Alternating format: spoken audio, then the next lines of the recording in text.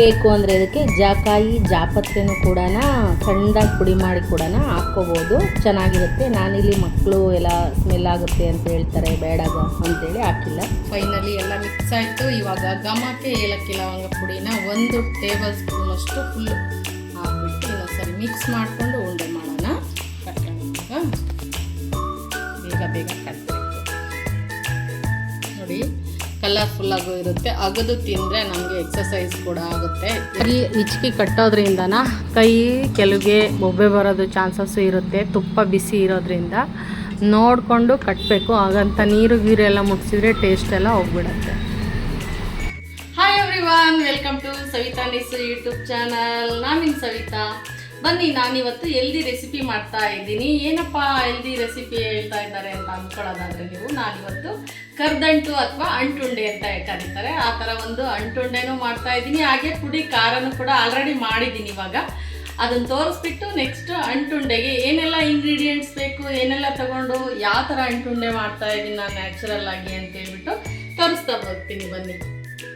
ಬನ್ನಿ, ನಾನಿಲ್ಲಿ ಇವತ್ತು ಕರ್ದಂಟು ಅಥವಾ ಅಂಟುಂಡೆ ಅಥವಾ ಉತ್ತುತ್ತಿ ಖಾರ ಮಾಡೋದಕ್ಕೆ ಒಂದು ರೀಸನ್ನು ಅಂತ ಹೇಳಿದರೆ, ನಮ್ಮ ನಾದಿನಿ ಅಂದರೆ ಮನೆಯವ್ರ ತಂಗಿ ಒಂದು ಸ್ವಲ್ಪ ಮೈಯಲ್ಲಿ ಆರಾಮಿಲ್ಲ, ಅವಳಿಗೆ ಹುಷಾರಿಲ್ಲ. ಹಂಗಾಗಿ ಅವಳನ್ನು ನೋಡ್ಕೊಂಬರಕ್ಕೆ ಹೋಗೋಣ ಅಂತ ಹೇಳಿ ನಾನು ಅವಳಿಗೆ ಉತ್ತುತ್ತಿ ಖಾರನ ಮಾಡ್ತಾಯಿದ್ದೀನಿ, ಜೊತೆಗೆ ಅಂಟುಂಡೆನೂ ಕೂಡ ಮಾಡ್ತಾಯಿದ್ದೀನಿ. ಬನ್ನಿ, ನಾನಿಲ್ಲಿ ಅಂಟುಂಡೆ ಮಾಡೋಣ ಅಂತೇಳಿ ಏನೇನು ಇಂಗ್ರೀಡಿಯೆಂಟ್ಸ್ ತೊಗೊಂಡಿದ್ದೀನಿ ಅಂತೇಳಿ ನಾನು ನಿಮಗೆ ತೋರಿಸ್ತಾ ಹೋಗ್ತೀನಿ.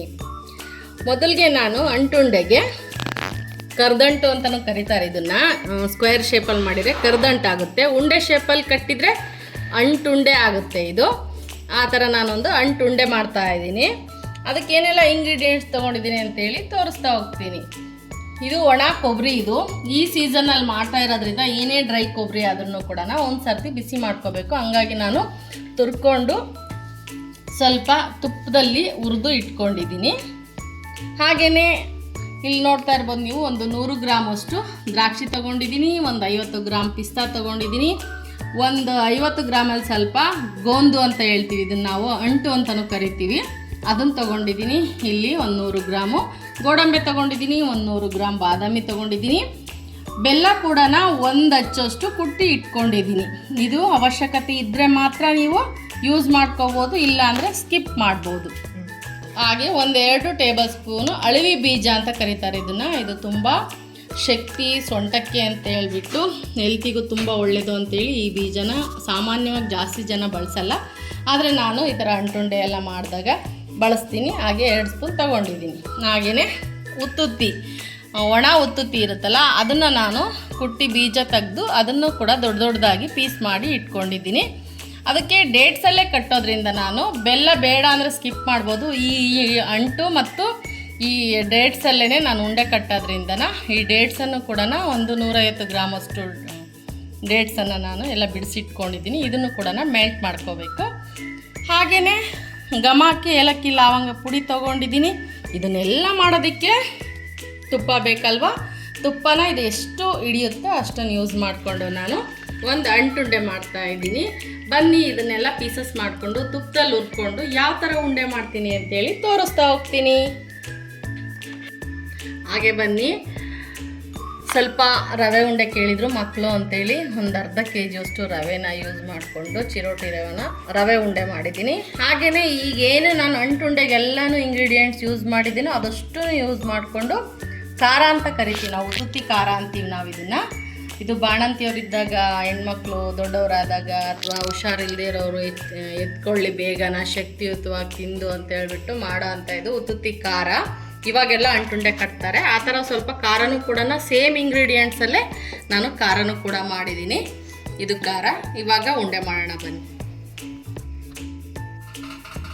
ಇವಾಗ ಒಂದೊಂದಾಗಿ ಎಲ್ಲ ತುಪ್ಪದಲ್ಲಿ ಬಿಸಿ ಮಾಡ್ಕೊಳ್ಳೋಣ. ಅತಿ ತುಪ್ಪನ ಹಾಕಲ್ಲ ನಾನು ಇವತ್ತಿನ ದಿವಸ. ಎಲ್ಲ ರಿಚ್ ಆಗಿರೋದ್ರಿಂದ ಭಾಳ ತುಪ್ಪ ಹಾಕಿದರೆ ಇನ್ನೂ ಜಾಸ್ತಿ ಫ್ಯಾಟ್ ಜಾಸ್ತಿ ಆಗಿಬಿಡುತ್ತೆ. ಹಾಗಾಗಿ ನಾನು ಸ್ವಲ್ಪನೇ ತುಪ್ಪ ಹಾಕ್ಕೊಂಡು ಎಲ್ಲನೂ ಕೂಡ ಹುರ್ಕೊತಾ ಇದ್ದೀನಿ. ಫಸ್ಟು ನಾನಿಲ್ಲಿ ಅಂಟನ್ನು ಬಿಸಿ ಮಾಡಿಕೊಂಡು ಒಂದು ಸರ್ತಿ ಮಿಕ್ಸಿ ಮಾಡ್ಕೋಬೇಕು. ಇದು ಆಲ್ರೆಡಿ ಇದೆಲ್ಲನೂ ಕೂಡ ಪುಡಿ ಮಾಡಿ ಇಟ್ಕೊಂಡಿದ್ದೀನಿ. ಡ್ರೈ ಫ್ರೂಟ್ಸ್ ಎಲ್ಲನೂ ಕೂಡ, ಅಳವಿ ಬೀಜ ಮತ್ತು ಅಂಟನ್ನು ಒಂದು ಸ್ವಲ್ಪ ಮಿಕ್ಸಿ ಮಾಡ್ಕೊತೀನಿ. ತುಪ್ಪದಲ್ಲಿ ಕರ್ತಾರಣ, ಇದನ್ನು ಗೋಂದು ಅಂತಲೂ ಕೂಡ ಕರೀತಾರೆ. ನಾನು ನಿಮಗೆ ಖಾರ ತೋರಿಸಿದ್ನಲ್ವಾ, ಅದು ಯಾಕಪ್ಪ ಅಂತ ಹೇಳಿದರೆ ಪೇಷಂಟ್ ಯಾರಾದರೂ ಇದ್ದರೆ, ಬಾಣಂತಿಯರಿದ್ದರೆ ಈ ಥರ ನಾವು ಉದುದ್ರಾಗಿ ಎಲ್ಲ ಮಾಡ್ಕೊಂಡು ಅಂಟುಂಡೆಗಳನ್ನ ಜಗತ್ತು ತಿಂದರೆ ತಲೆನೋವು ಬರೋ ಅಂಥ ಚಾನ್ಸಸ್ ಇರುತ್ತೆ. ಹಂಗಾಗಿ ನಾನು ಒಂದು ಸ್ವಲ್ಪ ನಮ್ಮ ನಾದಿಗೆ ಸ್ವಲ್ಪ ಕೊಟ್ಟು ಕಳಿಸ್ಬೇಕು. ಹಂಗಾಗೋಸ್ಕರ ಖಾರ ಮಾಡಿದ್ದೀನಿ, ಪುಡಿ ಖಾರನ. ಇದನ್ನೆಲ್ಲ ಮಕ್ಕಳು ತಿನ್ನೋದಕ್ಕೋಸ್ಕರ ಈ ಥರ ಅಂಟುಂಡೆನೂ ಕೂಡ ಮಾಡ್ತಾಯಿದ್ದೀನಿ. ಹಾಗೆ ಇದ್ರ ಜೊತೆಗೆ ಅಳವಿ ಬೀಜನೂ ಕೂಡ ಬಿಸಿ ಮಾಡ್ಕೊತೀನಿ. ಸ್ವಲ್ಪ ಬಿಸಿ ತಾಗಿದ್ರೆ ಸಾಕು. ಇವಾಗ ಸಿಮ್ ಮಾಡಿದಷ್ಟು ತಕ್ಕೊಳ್ತೀನಿ. ಸ್ವಲ್ಪ ತಣ್ಣಗಾಗಲಿ, ಇದು ಸ್ವಲ್ಪ ತಣ್ಣಗಾಗಲಿ. ಬೇಕಂದ್ರೆ ನೀವು ಅಳವೆ ಬೀಜ ಹಾಗೇನೆ ಹಾಕ್ಕೋಬೋದು. ನಾನು ಇಲ್ಲೊಂದೇ ಒಂದು ಸರ್ತಿ ಇದ್ರ ಜೊತೆ ಗರನ್ಸ್ಕೊತೀನಿ. ಹಾಗೆ ಒಂದೊಂದು ಚಮಚಕ್ಕೆ ಎಲ್ಲ ಡ್ರೈ ಫ್ರೂಟ್ಸ್ನು ಹುರ್ಕೊಳ್ಳೋಣ. ಇವಾಗ ನಾನು ಬಾದಾಮಿನ ಹುರ್ಕೊತಾ ಇದ್ದೀನಿ. ಆಲ್ರೆಡಿ ಪುಡಿ ಮಾಡಿಟ್ಕೊಂಡಿದ್ದೀನಿ.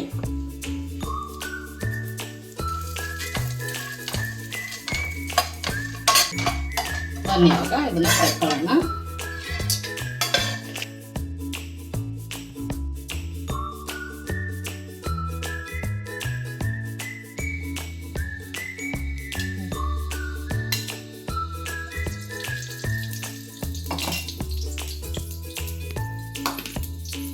ಹಾಗೆ ಇವಾಗ ಗೋಡಂಬಿನ ತುಪ್ಪದಲ್ಲಿ ಬಿಸಿ ಮಾಡ್ತೀನಿ.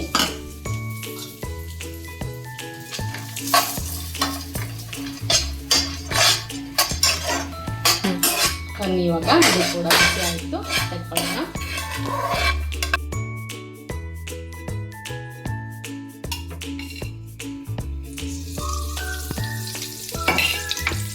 ಇವಾಗ ಪಿಸ್ತಾ ತಗೊಂಡಿದ್ವಲ್ಲ ಅದನ್ನು ಬಿಸಿ ಮಾಡ್ಕೊಳ್ಳೋಣ.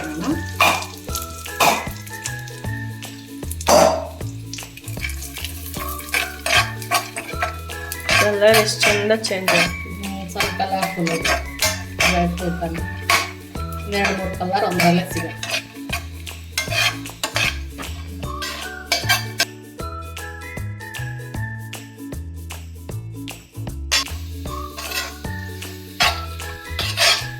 ಇದು ಡ್ರೈ ಇರೋದ್ರಿಂದ ಇದನ್ನೇನು ಜಾಸ್ತಿಯಾಗಿ ರೋಸ್ಟ್ ಮಾಡೋದೇನು ಬೇಡ. ಸ್ವಲ್ಪ ಬಿಸಿ ತುಪ್ಪದಲ್ಲಿ ಮಿಕ್ಸ್ ಮಾಡಿದರೆ ಸಾಕು.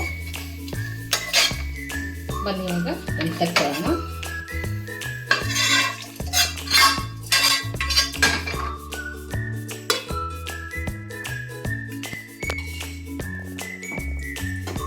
ಇವಾಗ ದ್ರಾಕ್ಷಿ ಬಿಸಿ ಮಾಡ್ಕೊಳ್ಳೋಣ.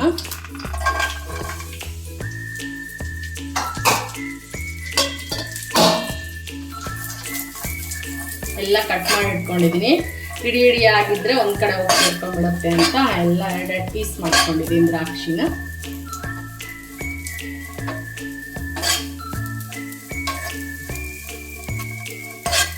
ನೋಡಿ ಸಾಕಿಷ್ಟು. ಇವಾಗ ದ್ರಾಕ್ಷಿನೂ ಕೂಡ ಚೆನ್ನಾಗಿ ಫ್ರೈ ಆಗಿದೆ. ಇದನ್ನು ಕೂಡ ತಕ್ಕೊಳ್ತೀವಿ.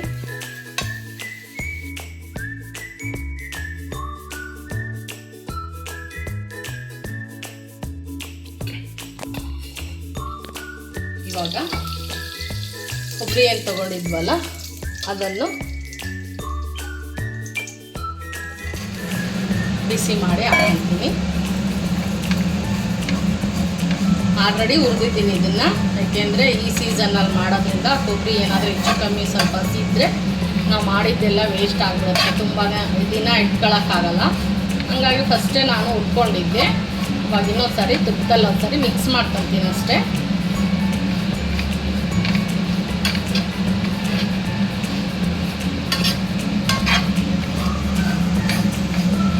ಇವಾಗ ಇದನ್ನ ತೆಗಿಯೋಣ.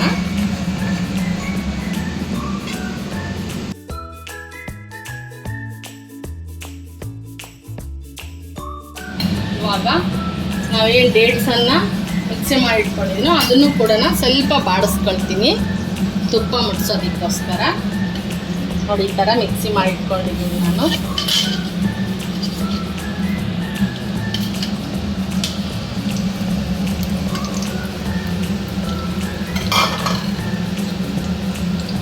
ಸ್ವಲ್ಪ ತುಪ್ಪದಲ್ಲಿ ಮುಟ್ಟಿಸ್ಕೊತೀನಿ ಅಷ್ಟೇ, ಅತಿಯಾಗಿ ಫ್ರೈ ಮಾಡ್ಕೊಳ್ಳಲ್ಲ. ಇದೇ ಒಂದು ಅಂಟಿಂದಲೇ ನಾವು ಉಂಡೆ ಕಟ್ಟಬೇಕಾಗಿರೋದು.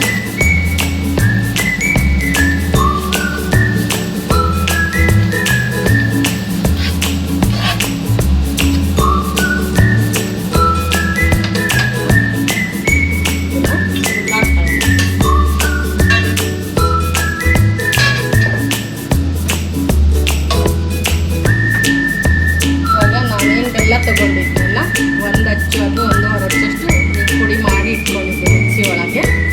ಅದನ್ನು ಇದಕ್ಕೆ ಸೇರಿಸ್ತಾ ಇದ್ದೀನಿ. ಬೇಕಂದರೆ ಕಟ್ಟುವಾಗ 1-2 ಸ್ಪೂನ್ ತುಪ್ಪನ ಯೂಸ್ ಮಾಡ್ತೀನಿ ನಾನು.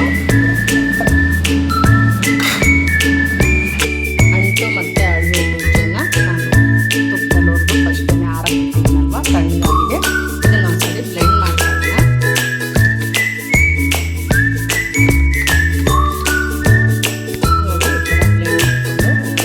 ನಿಮಗೆ ಬೇಕು ಅಂದರೆ ಜಾಕಾಯಿ ಜಾಪತ್ರೆ ಪುಡಿನೂ ಕೂಡ ಚಿಕ್ಕದಾಗಿ ಪುಡಿ ಮಾಡಿಕೊಂಡು ಹಾಕ್ಕೋಬೋದು, ಟೇಸ್ಟಿಯಾಗಿರುತ್ತೆ. ಅದೊಂಥರ ಜಾಕಾಯಿ ಜಾಪತ್ರೆ ಹೆಲ್ತಿಗೆ ತುಂಬ ಒಳ್ಳೆಯದು, ಒಳ್ಳೆ ಬೆನಿಫಿಟ್ ಸಿಗುತ್ತೆ. ಮೈಗ್ರೇನ್ಸ್ ತಲೆನೋವೆಲ್ಲ ವಾಸಿ ಮಾಡೋದ್ರಿಂದ ಹಾಕ್ಬೇಕು.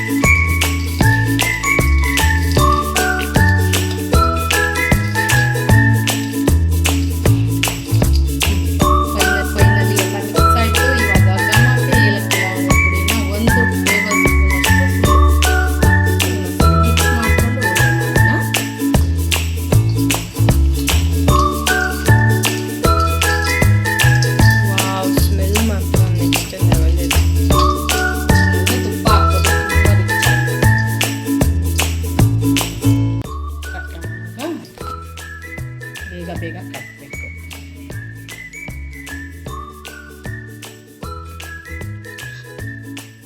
ನೋಡಿ ಕಲರ್ಫುಲ್ಲಾಗೂ ಇರುತ್ತೆ. ಅಗದು ತಿಂದರೆ ನಮಗೆ ಎಕ್ಸಸೈಸ್ ಕೂಡ ಆಗುತ್ತೆ. ಹೆಲ್ದಿಯಾಗಿರೋರು ಮಕ್ಕಳು ತಿನ್ನೋಕ್ಕೆ ಚೆನ್ನಾಗಿರುತ್ತೆ ಈ ಥರ. ಅದಕ್ಕೆ ಇದನ್ನು ಪೀಸ್ಗಳಾಗಿ ಮಾಡಿ ಉಂಡೆ ಮಾಡಿದ್ದೀನಿ.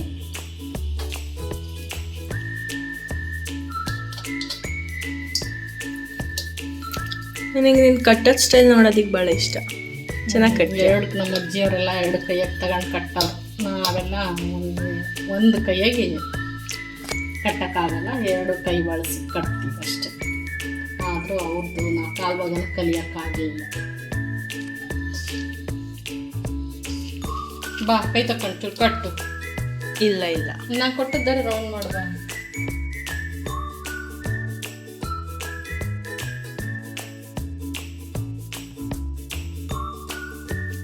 ನೋಡಿ ನೀವು ನೋಡ್ತಾ ಇರ್ಬೋದು ತುಪ್ಪ ಕೈಯಲ್ಲಿ ಹೆಂಗಿದೆ ನೋಡಿ. ಒಂದು 1/4 kg ಅಷ್ಟು ತುಪ್ಪನ ಬಳಸಿದ್ದೀನಿ ಅಷ್ಟೇ. ಇನ್ನೂ ಜಾಸ್ತಿ ಹಾಕ್ಬಿಟ್ರೆ ಜಿಟಿ ಅಂತಂದರೆ ಅನ್ಕುತ್ತೆ ಹಿಂಗೆ ಹಿಂಡದಾಗ. ಇದನ್ನು ಹಿಂಡಿ ಕಟ್ಟಿದರೆ ನೀಟಾಗಿ ಕುತ್ಕೊಳ್ಳುತ್ತಲ್ವ. ನೋಡಿ ಇಷ್ಟಕ್ಕೇನೆ ನಾನು 1/4 kg ತುಪ್ಪ ಬಳಸಿದ್ದೀನಿ. ಈ ಥರ ಇದೆ ನೋಡಿ, ಇಷ್ಟು ಉಂಡೆ ಆಗಿದೆ ನಾನು ತಗೊಂಡಂಥ ಕ್ವಾಂಟಿಟಿಗಳಿಗೆ. ಏನು ವೇಸ್ಟ್ ಅನ್ನೋದೇ ಏನೂ ಇಲ್ಲ, ಎಲ್ಲೂ ಏನು ಅಂಟದು ಅಂಥದ್ದು ಏನೂ ಇಲ್ಲ. ಡೇಟ್ಸನ್ನು ಹಾಕಿ ಕಟ್ಟೋದೇ ಚೆನ್ನಾಗಿ ಅಂಟುಂಡೆ ಪಾಕ ಮಾಡ್ಕೊಳ್ಳೋಕ್ಕಿಂತ. ಇಷ್ಟೆಲ್ಲ ಇಂಗ್ರೀಡಿಯೆಂಟ್ಸ್ ಹಾಕಿ ಉಂಡೆ ಕಟ್ಟಿದರೆ 25 ರೂಪೀಸ್ಗೊಂದು 20 ರೂಪೀಸ್ಗೊಂದು ಉಂಡೆ ಬೀಳುತ್ತೆ. ಕೆಲವರು ಬೇಕು ಅಂತ ಹೇಳೋರಿಗೆ ನಾನೇ ಮಾಡಿ ಸಹ ಕೊಟ್ಟಿದ್ದೀನಿ. ಸೈಜಿನ ಮೇಲೆ ಡಿಪೆಂಡ್ ಆಗುತ್ತೆ. 20 ರೂಪೀಸ್ ಆದರೆ ಸ್ವಲ್ಪ ಚಿಕ್ಕದಾಗಿ ಉಂಡೆ ಆಗುತ್ತೆ. 25 ರೂಪೀಸ್ ಆದರೆ ಒಂಚೂರು ಉಲ್ಟಾ ದಪ್ಪ ಒಂಚೂರು ಇರುತ್ತೆ. ಇಷ್ಟೇ ಇಂಗ್ರೀಡಿಯೆಂಟ್ಸ್ ಎಲ್ಲ ಹಾಕ್ಬಿಟ್ಟು ಉಂಡೆಗಳನ್ನ ಕಟ್ಟಿ ನಾನು ಕೂಡ ಕೆಲವರಿಗೆ ಕೊಡ್ತೀನಿ. ಕೇಳಿ ಬೇಕು ಮಾಡಿಕೊಡಿ ಅಂತ ಕೇಳಿದರೆ ತುಂಬಾ ಸೊಗಸಾಗಿರುತ್ತೆ. ನೋಡ್ತಾ ಇರ್ಬೋದು ನಾನು ತಗೊಂಡಂಥ ಇಂಗ್ರೀಡಿಯೆಂಟ್ಸ್ಗಳು ಏನೇನೆಲ್ಲ ಅಂತ ನೀವೇ ನೋಡಿದ್ರಲ್ವ.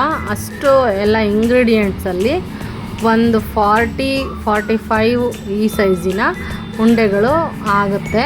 ಕಟ್ಟೋದು ಮಾತ್ರನ ತುಂಬಾ ಕಷ್ಟ. ಸ್ವಲ್ಪ ಬಿಸಿ ಇರುವಾಗಲೇ ಕಟ್ಟಿದರೆ ತುಂಬಾ ಚೆನ್ನಾಗಿ ಸೆಟ್ ಆಗ್ತವೆ. ಹಂಗೆ ಸ್ವಲ್ಪ ಬಿಗಿಯಾಗಿ ಹಿಚ್ಕಿ ಕಟ್ಟೋದ್ರಿಂದನ ಕೈ ಕೆಲವಿಗೆ ಬೊಬ್ಬೆ ಬರೋದು ಚಾನ್ಸಸ್ಸು ಇರುತ್ತೆ. ತುಪ್ಪ ಬಿಸಿ ಇರೋದ್ರಿಂದ ನೋಡಿಕೊಂಡು ಕಟ್ಟಬೇಕು. ಹಾಗಂತ ನೀರು ಗೀರೆಲ್ಲ ಮುಟ್ಸಿದ್ರೆ ಟೇಸ್ಟ್ ಎಲ್ಲ ಹೋಗ್ಬಿಡುತ್ತೆ. ಈ ಥರ ಮಾಡಿದಂಥ ಉಂಡೆನ ನಾವು ನೀಟಾಗಿ ನೀರು ಏನನ್ನೂ ತಾಕಿಸ್ದಂಗೆ ಗಲೀಜು ಕೈಯಲ್ಲೇನು ಮುಟ್ದಂಗೆ ನೀಟಾಗಿ ಸೇಫ್ಟಿಯಾಗಿ ತೊಗೊಂಡ್ರೆ 2 ತಿಂಗ್ಳುಗಟ್ಟಲೆ ಇಟ್ಕೋಬೋದು. ನೋಡ್ತಾ ಇರ್ಬೋದು ನೀವು ನಾನು ತಗೊಂಡಂಥ ಎಲ್ಲ ಇಂಗ್ರೀಡಿಯೆಂಟ್ಸ್ಗಳು ಅಳತೆಗೆ ಒಂದು ಈ ಸೈಜಲ್ಲಿರೋದು ಒಂದು 45ರಿಂದ ಇದೆ. ದಿನಕ್ಕೆ ಒಂದಂತೆ ತಿಂದರೆ ಇದು ಹೆಲ್ದಿಯಾಗೂ ಇರುತ್ತೆ, ಹಿಟ್ಟು ಚೆನ್ನಾಗಿ ಸಿಗ್ತಾ ಹೋಗುತ್ತೆ ಅಂತ ಹೇಳ್ಬೋದು. ಹಾಗೆ ಪುಡಿ ಪುಡಿ ಖಾರನ ಯಾಕೆ ತಿಂತಾರೆ ಅಂತ ಹೇಳಿದೆ ನಾನು ಈ ಥರ ಉಂಡೆನ ಈ ಥರ ಮಾಡಿದೆ ಅಂತ ಇದನ್ನು ಫುಲ್ ರೆಸಿಪಿ ತೋರಿಸಿರೋದ್ರಿಂದ ನಾನು ಅಂಟುಂಡೆ ರೆಸಿಪಿ ಇಷ್ಟ ಆಗಿದೆ ಅನ್ಕೊಂತೀನಿ ಇವತ್ತಿನ ವಿಡಿಯೋ. ಇವಾಗ ನಾನು ಹೇಳಿದ್ನಲ್ಲ ನಿಮಗೆ ನಮ್ಮ ನಾದಿನಿ ಊರಿಗೆ ಹೋಗಿ ಬರೋಣ ಅಂತ ಹೊರಟಿದ್ದೀನಿ. ಇವತ್ತು ಹೋಗಿ ಸಂಜೆ ಅಷ್ಟೊತ್ತಿಗೆ ಬರೋಣ, ಮಗಳು ಬರ್ತಾ ಇದ್ದಾಳೆ ಬೆಂಗಳೂರಿಂದ, ಅಷ್ಟರೊಳಗೆ ನಾವು ಬಂದು ರೀಚ್ ಆಗಬೇಕು. ಇವತ್ತು ಭಾನುವಾರ ಆಗಿರೋದ್ರಿಂದ ಮನೆಯವರು ಕೂಡ ಕೆಲಸ ಎಲ್ಲ ಮುಗಿಸ್ಕೊಂಡು ಬಂದರು. ಹಾಗೆಯೇ ನಾವು ಕೂಡ ಅದೇ ನಾನು ಹೇಳ್ತಾ ಇದ್ನಲ್ವ, ಉಂಡೆ ಮಾಡಬೇಕಾದ್ರೆ ನಮ್ಮ ನಾದಿನಿಯನ್ನ ಮಾತಾಡ್ಸ್ಕೊಂಬರ್ಬೇಕು ಅಂತ. ಅವಳನ್ನು ಬಂದು ಒಂದು 15 days ರೆಸ್ಟ್ ಮಾಡು ಬಂದು ಇಲ್ಲಿ ಅಂತ ಹೇಳಿ ತುಂಬ ಕರೆದೆ. ಆದರೆ ಅವಳು ಫ್ಯಾಮಿಲಿ ಮಕ್ಕಳೆಲ್ಲ ದೊಡ್ಡವರು, ತೋಟ ಮನೆ ಕೆಲಸ, ಮನೇಲಿದ್ದಂಗೆ ಆಗಲ್ಲ ಅಂತೇಳಿ ಬರೋದಕ್ಕೆ ಯಾಕೋ ಇನ್ನು ಲೇಟ್ ಆಗ್ತಾ ಇದ್ದಾಳೆ. ನಾನೇ ಹೋಗಿ ನೋಡ್ಕೊಂಬರೋಣ ಅಂತ ಹೊರಟಿದ್ದೀನಿ. ಇಷ್ಟು ಹೇಳ್ತಾ ನಾನು ವಿಡಿಯೋ ಮುಗಿಸ್ತಾ ಇದ್ದೀನಿ. ಬಾಯ್.